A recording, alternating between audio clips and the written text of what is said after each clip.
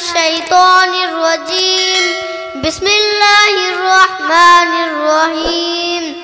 কুল হাল ইয়াস্তাউিল্লাযীনা ইয়ালামুনা ওয়াল্লাযীনা লা ইয়ালামুন। সমস্ত প্রশংসা আল্লাহ তাআলার জন্য, যিনি আমাদেরকে আজকে এই জালসায় কিছু বলার তৌফিক দান করেছেন।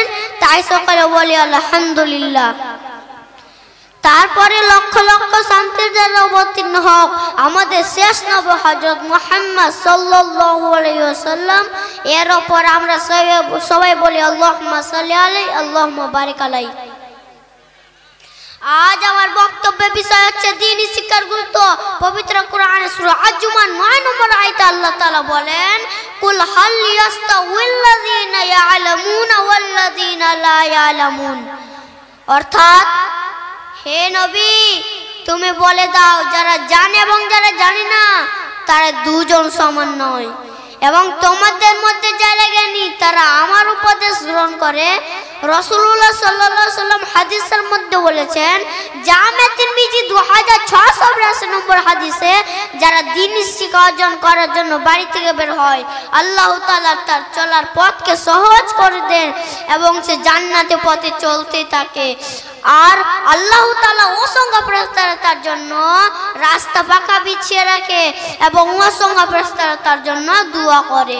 অর্থাৎ, আল কুরআন ও হাদিস থেকে প্রমাণিত হয় যে শিক্ষিত অশিক্ষিত কোনদিন সমান হতে পারে না। শিক্ষার অনেক মর্যাদা রয়েছে।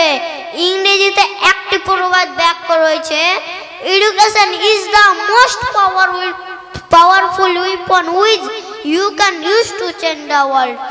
শিক্ষা হলো এমন একটি শক্তিশালী অস্ত্র যা আপনি সারা বিশ্বকে পরিবর্তন করতে পারেন। তাহলে আমরা এখান থেকে বুঝতে পারলাম আরবি শিক্ষা, দ্বীনি শিক্ষা অনেক মর্যাদা রয়েছে।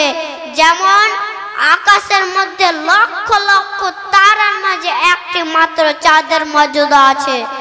যারা দ্বীনি শিক্ষা অর্জন করে তাদের জন্য গর্তে পিপিলিকা এবং সমুদ্রের মাছ ও আল্লাহর কাছে রহমতের দোয়া করে ও মাগফিরাতের কামনা করে।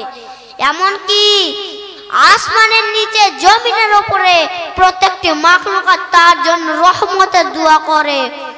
তাহলে আমরা জানতে পারলাম পবিত্র কোরআন ও হাদিস থেকে যে শিক্ষার কত গুরুত্ব ও শিক্ষার কত মর্যাদা আছে।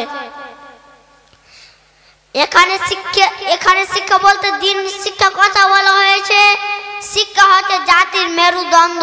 তবে হ্যাঁ, দ্বীনি শিক্ষা একমাত্র জাতির কল্যাণ নিয়ে আসতে পারে। তাই তো আল্লাহ রাসূলুল্লাহ সাল্লাল্লাহু আলাইহি ওয়াসাল্লাম হাদিসের মধ্যে বলেছেন, তলাবুল ইলমি ফরিজাতুন আলা কুল্লি মুসলিমিন।